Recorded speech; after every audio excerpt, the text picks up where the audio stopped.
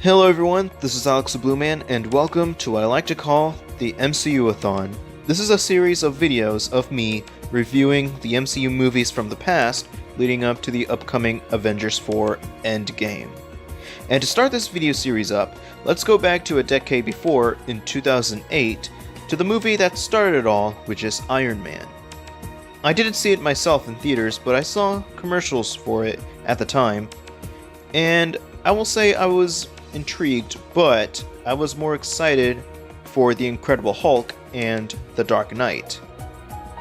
With that little nostalgic feel out of the way, when watching the movie in preparation for this review, does this iron suit hold up to this day, or has it gone rusted?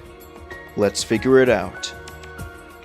And keep in mind that I haven't done any classic movie reviews in like a millennium, so I will be rusted. And also, I started my script for this review just a week ago, and I just finished it a few days back. And also, this review will contain some spoilers to those who haven't seen this movie before, even though this movie has been out for a decade now. So, from what I saw in the movie, it's not only an origin story of a hero, but an origin story of a modern-day Avenger. As its own film, this does succeeded in that department. I will say that in the beginning there was a song that was played and I find very cheesy, but the moment after that is when the movie really and truly picks up, in my perspective. We see millionaire Tony Stark, aka Iron Man, or later known as Iron Man. At the start of the movie, he was basically a bit careless and narcissistic. I don't even know. But he felt change and stuff during and after his capture and imprisonment caused by a terrorist group.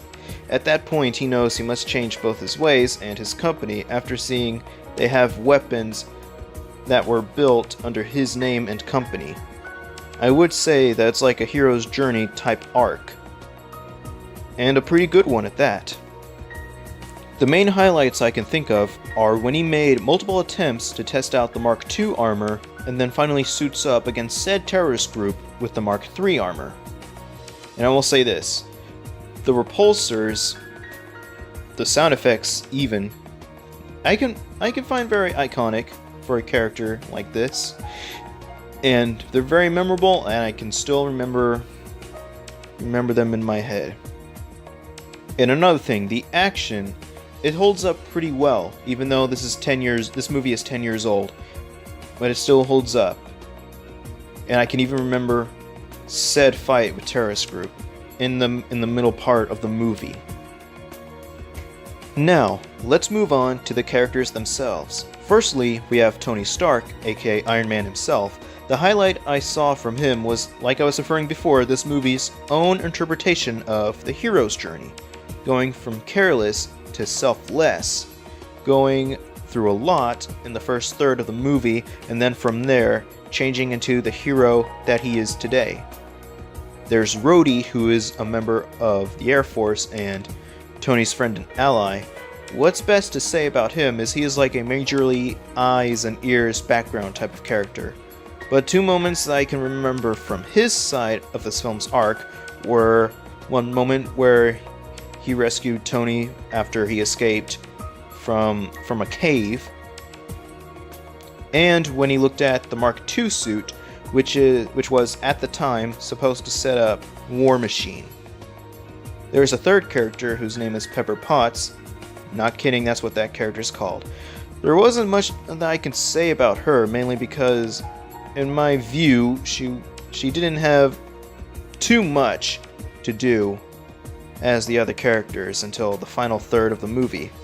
And then there's Jensen. In my opinion, he's one of the best parts of the movie, mainly because he's one of the reasons of Iron Man's mental growth. And then you have the villain, Obadiah Stane, aka Ironmonger. He is basically a greedy, power-hungry, corrupted businessman type villain. He just does the planning and then shows his true colors, and then that's where the movie gets intense. When he puts on the Ironmonger suit is when he truly starts being threatening. What I can say is that this movie holds up pretty well, especially since its release over a decade ago. From its hero's journey type arc, to the action, to how it sets up a franchise that is the MCU. I can always appreciate this movie for those aspects and for what it is right now. So I'm going to give Iron Man a 9 out of 10.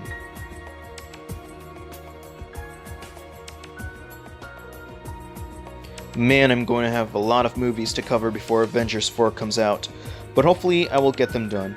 And to do that, I'm going to put these videos up every Monday, Wednesday, and Friday until said Avengers 4 comes out. So, I'm going to have to get to work. So, thank you all for watching, ladies and gentlemen. Don't forget to like this video, comment down your thoughts on this movie, and I hope you all have a great Blurific day.